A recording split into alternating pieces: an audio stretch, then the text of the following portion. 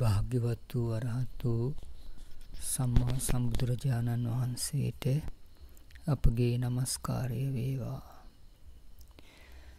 පින්තුනි, මේ බුද්ධ ශාසනය කියලා කියන්නේ ගුණධර්ම වලට කියන තව නමක්.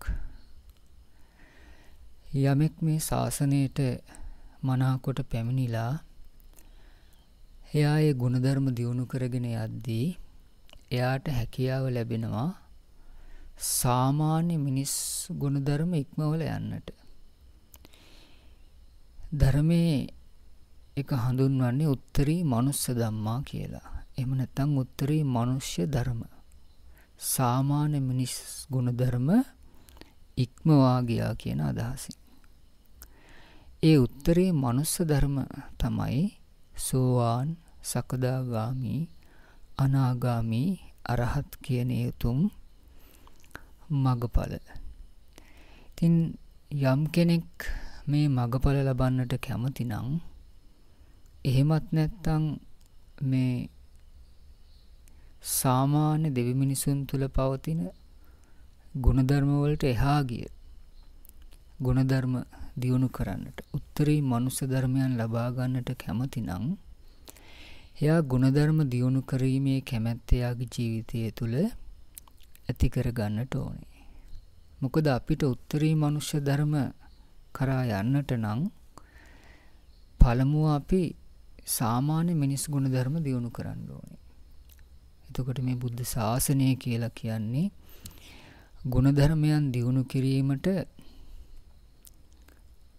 අතිශයින්ම උපකාරී වෙන උතුම් බුද්ධ දේශනා ඇතුළත් මහා නිදානයක් වගේ දෙයක්. ඉතින් අපි අපේ ගුරුවරුන්ගෙන් ඉගෙනගත්ත කරුණු තුනක් මට මේ වෙලාවේ සිහිපත් වෙනවා. ඒ කරුණු තුන යම්කිසි කෙනෙක් පුරුදු කරනවා නම් අන්න එයාගේ ජීවිතය ගුණධර්ම වලින් පිරිච්ච ජීවිතයක් බවට පත් කරගන්න පුළුවන්කම ලැබෙනවා. ඒ වගේම එයාට හැකියාව ලැබෙනවා අර උත්තරී මනුස්ස ධර්ම කරාත් තමන්ගේ ජීවිතය, එහෙම නැත්නම් තමන්ගේ සිත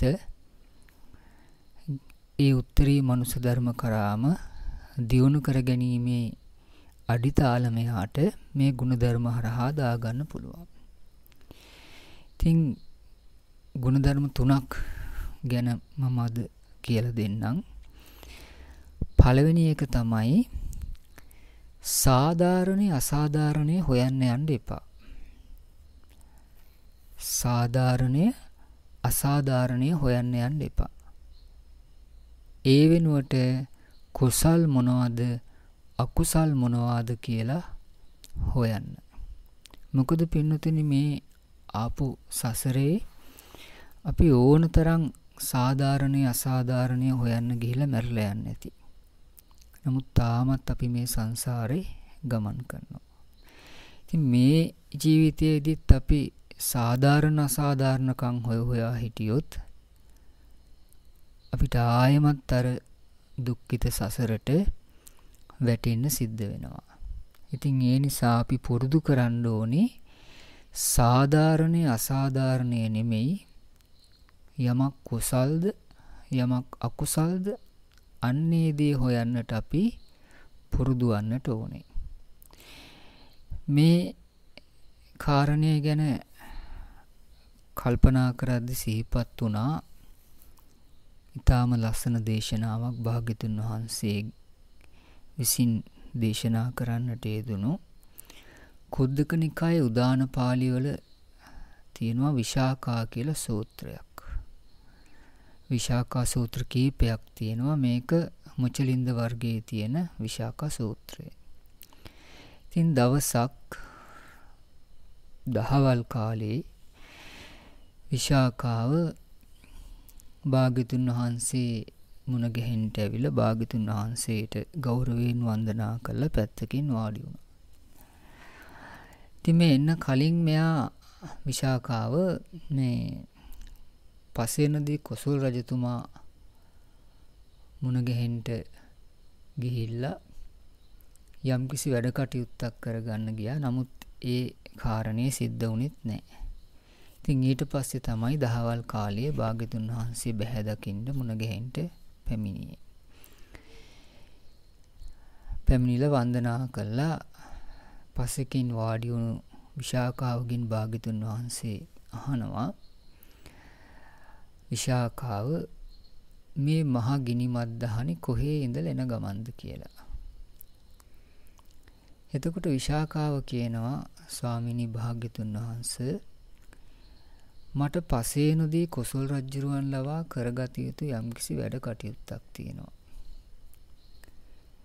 අනේ භාග්‍යතුන් වහන්සේ, ඒ වුණාට මේ පසේනදී කොසල් රජුරෝ අපේ අදහසට අනුකූල පරිදි ඒක කරලා දෙන්නේ නෑනේ කියලා. එතකොට භාග්‍යතුන් වහන්සේ උදානයක් පහල කරනවා. ඒ කාරණේ මුල් කරගෙන සබ්බං පරවසන් දුක්ඛං සබ්බං ඉස්සරියන් දුක්ඛං සබ්බං පරවසන් දුක්ඛං සබ්බං ඉස්සරියන් සුඛං සාධාරණේ විහඤ්ඤන්ති යෝගෝහි දුරතික්කමාති කියලා. ඒ කියන්නේ අනුන්ගේ යටතේ තියෙන හැම දෙයක්ම දුකක්. අනුන්ගේ යටතේ තියෙන හැම දෙයක්ම දුකක්. සියලු ලෞතුරු ඉසිරුමත් බව සැපයි. සාධාරණයේ ඉටු කරගන්න යන හැම කෙනෙක්ම පීඩා විඳිනවා. මේ කෙලෙස් බන්ධන වලින් නිදහස් වෙන එක නම් ලේසි දෙයක් නෙමෙයි කියලා භාග්‍යතුන් වහන්සේ උදානයක් පහල කරනවා. බලන්න පින්නතුනි, එතනදී භාග්‍යතුන් වහන්සේ දේශනා කරන අනුන්ගේ යටතේ තියෙන හැම දෙයක්ම දුකක් කියලා. ඊළඟට බලන්න සාධාරණයේ ඉටු කරගන්න යන හැම කෙනෙක්ම පීඩා විඳිනවා කියනවා. කවුද මේ දේශනා කරන්නේ? අපේ භාග්‍යතුන් වහන්සේ. භාග්‍යතුන් වහන්සේ යමක් දේශනා කරාද, යමක් පැනෙව්වද, යමක් ප්‍රකාශ කරාද, ඒකේ ආකාරයෙන්ම සිද්ධ වෙනවා. ඉතින් එහෙනම් සාධාරණය හොයන්න යන හැම කෙනාම පීඩාවට පත් වෙනවා. පීඩා විඳිනවා.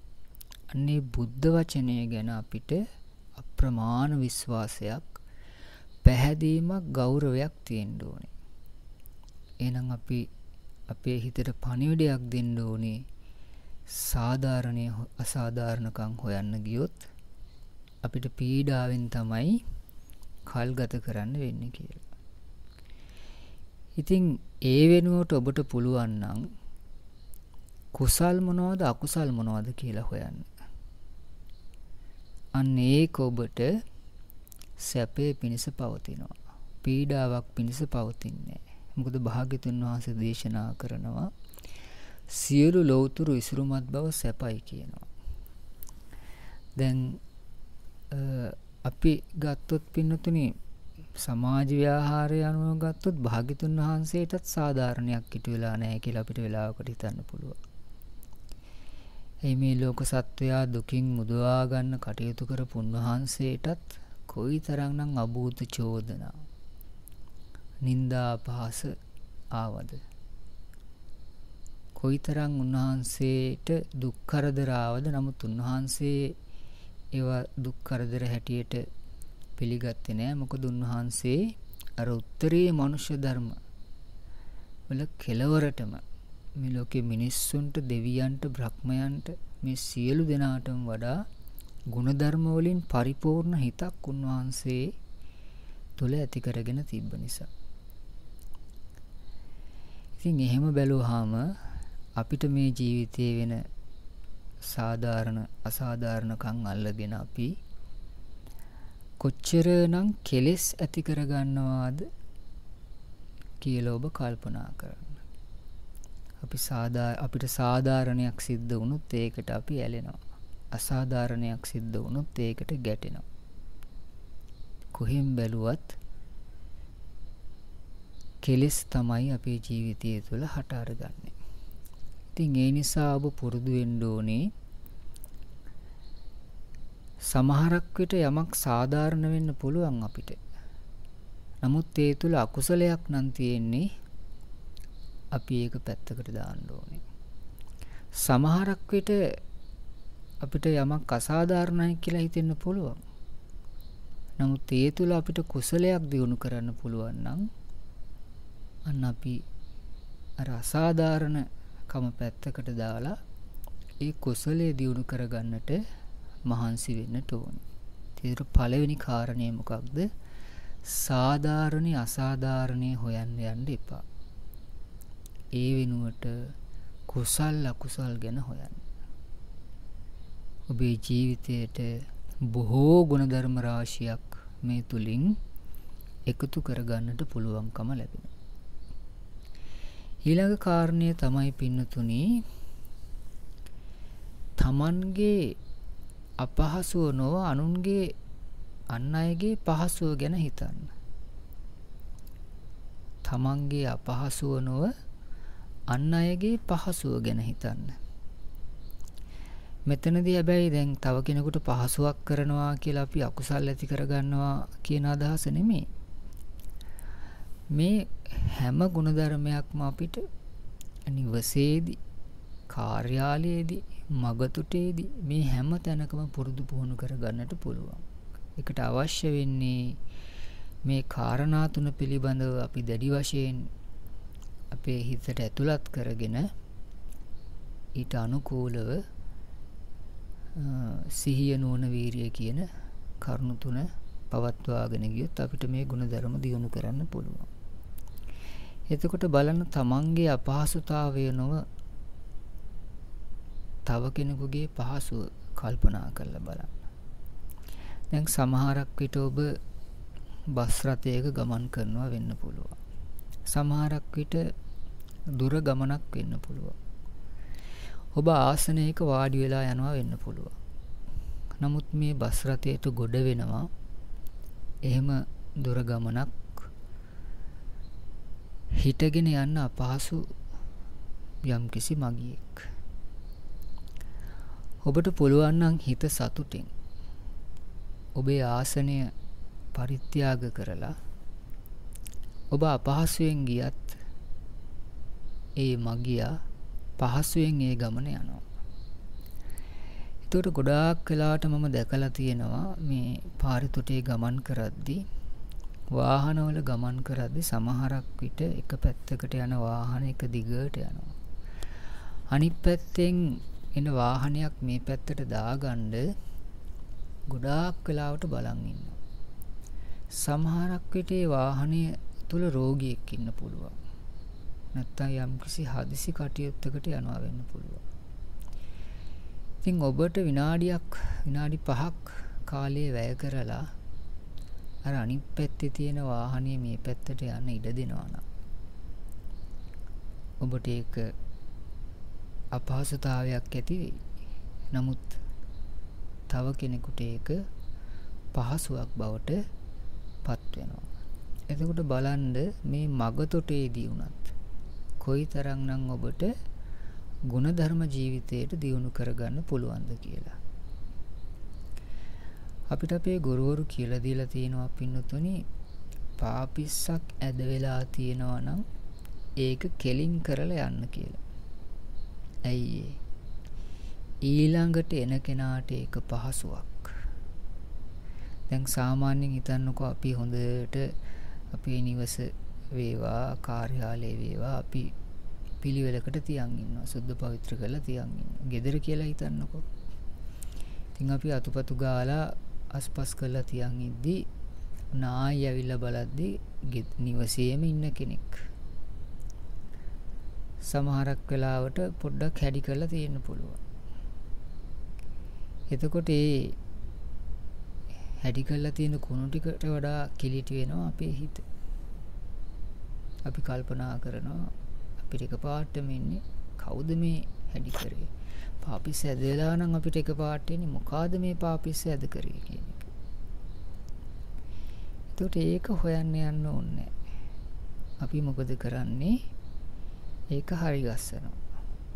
එතකොට ඊළඟ කෙනාට ඒක පහසුවක්. දැන් බලන්න නිවසක මේක හැමෝම පුරුදු වෙනවා නම් ගුණධර්ම වලින් පිරිච්ච නිවසක් බවට පත් වෙනවද නැද්ද? අනිවාර්යයෙන්ම ගුණධර්ම වලින් පිරිච්ච නිවසක් බවට පත් වෙනවා. වැලක රෙද්දක් තියෙනවා නම් වහින්න එනවා නම්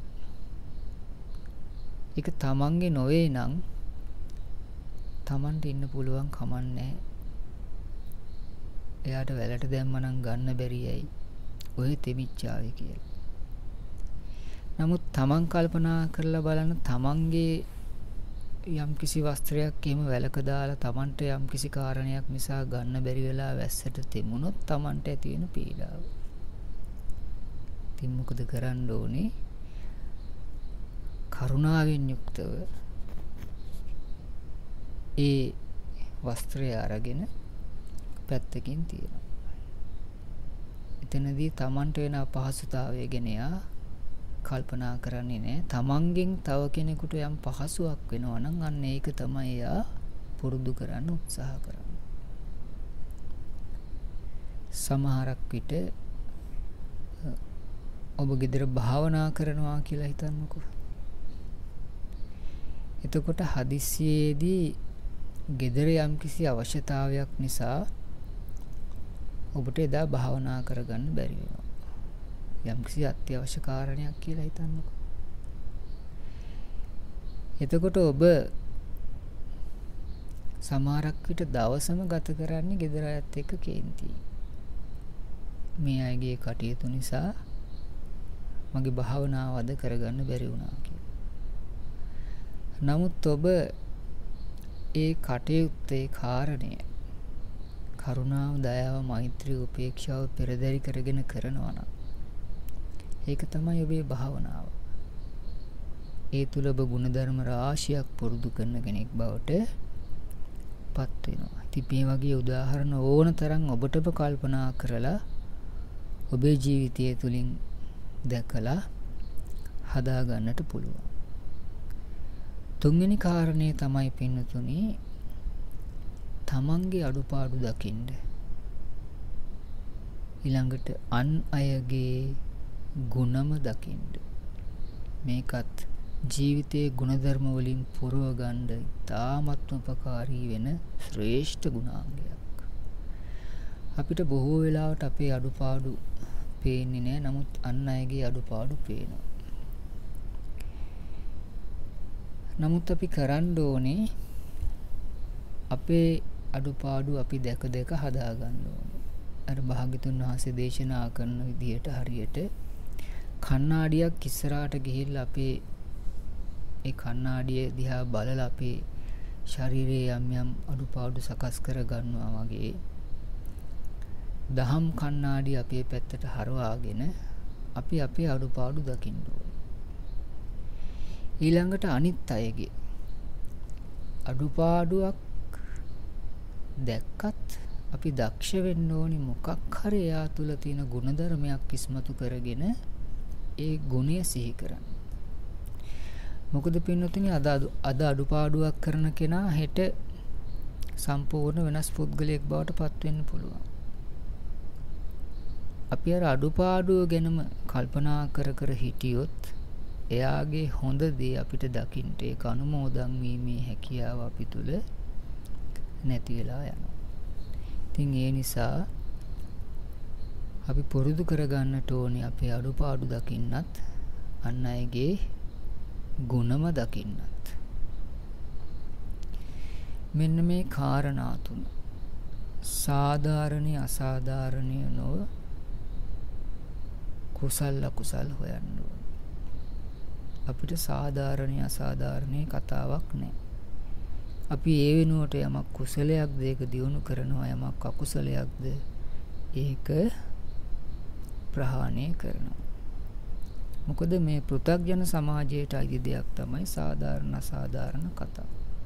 ඒ නිසා තමයි භාග්‍යතුන් වහන්සේ දේශනා කරේ සාධාරණ ඉටු කරගන්න යන හැම කෙනෙක්ම පීඩා විඳිනවා කියලා. මොකද අනුන්ගේ යටතේ තියෙන හැම දෙයක්ම දුකක්. අපිට අපේ ඔළුවේ තියෙන කෙස් ගහ අපිට ඕන විදිහට පවත්වන්න බැරුව අපි තව කෙනෙක්ගේ ඔළුවේ තියෙන කෙස් ගහ අපිට ඕන විදිහට පවත්වන්න යනවා. ඉතින් ඒ නිසා ධර්මයේ පුරුදු කරන පිරිසක් හැටියට අපි සාධාරණීය අසාධාරණීය නොවේ කුසල් අකුසල් ගැන තමයි හොයලා බලන්නට ඕනේ. දෙවැනි කාරණය තමයි තමන්ගේ අපහසුව නොව අන් අයගේ පහසුව අපි නිතරම කල්පනා කරන්න ඕනේ. තමන්ගේ සිත කය වචනයෙන් තව කෙනෙකුට පහසුවක් ඇති වෙන ආකාරයට අපේ සිත කය වචනේ හසුරවන්නට අපි පුරුදු වෙන්නට ඕනේ. ඊළඟ කාරණය තමයි තමන්ගේ අඩුපාඩු දකින්න, අන් අයගේ ගුණ දකින්න. තමන්ගේ අඩුපාඩු දැක තමන් ඒවා හදාගන්න උත්සාහ කරන්න ඕනේ. එහෙම නැතුව පසුතැවෙන එක නෙමෙයි කරන්න තියෙන්නේ. තමන්ගේ අඩුපාඩු දැක තමන්ගේ අඩුපාඩු හදාගන්න උත්සාහ කරන ගමන් අන් අයගේ ගුණම දකින්නට පුරුදු වෙන්න. මෙන්න මේ කාරණා තුන අපේ ජීවිත තුළ අපි පුරුදු කරගන්න පටන් ගත්තොත්, දියුණු කරගත්තොත් අන්න අපිටත් අපේ ජීවිත ගුණධර්ම වලින් පිරිච්ච ජීවිතයක් බවට, ගුණධර්ම වලින් සුන්දර වෙච්ච ජීවිතයක් බවට පත් කරගන්න පුළුවන්. අන්න එහෙම කෙනාට හැකියාව ලැබෙනවා මේ සාමාන්‍ය මිනිස් ගුණධර්ම ඉක්මවා ගිහිල්ලා ඒ ශ්‍රේෂ්ඨ උත්තරී මනුස්ස ධර්ම ස්වභාවයට තමන්ගේ හිත පත් කරගන්නට. ඉතින් ඒ නිසා මෙන්න මේ කාරණා තුන ඔබට නිවසේදී පුරුදු කරන්න පුළුවන්, කාර්යාලයේදී පුරුදු කරන්න පුළුවන්, මගතොටේදී පුරුදු කරන්න පුළුවන් කාරණා තුනක්. මේ කාරණා තුන ඔබ පුරුදු කරලා බලන්න. ඔබටම තේරෙයි ඔබේ ජීවිතය ගුණධර්ම වලින් පිරෙන ආකාරය. ඔබටම තේරෙයි ඔබේ හිත තුළ මෛත්‍රිය, කරුණාව, මුදිතාව, උපේක්ෂාව ආදී ශ්‍රේෂ්ඨ ගුණාංග, ශ්‍රේෂ්ඨ ගුණධර්ම දියුණු වෙන ආකාරය. ඉතින් ඒ නිසා ඔබ උත්තරී මනුෂ්‍ය ධර්ම ලබා ගන්නට කැමති නම්, එහෙම නැත්නම් මගඵල ලබා ගන්නට කැමති නම් ඔබ මෙන්න මේ කරුණ තුන ඔබේ ජීවිතයට පුරුදු කරගන්නට මහන්සි වෙන්න. මේ කරුණ තුන නැවත නැවතත් සිහිපත් කරගෙන ඔබේ ජීවිතයට පුරුදු කරගෙන ඔබත් ගුණධර්ම වලින් පරිපූර්ණ සුන්දර මිනිසෙක් වෙන්න මේ පුංචි ධම්මවාදී ඔබට සඳහා උපකාරී වේවා කියලා අපි ආශිර්වාද කරනවා. ඔබ සැමට තෙරුවන් සරණයි.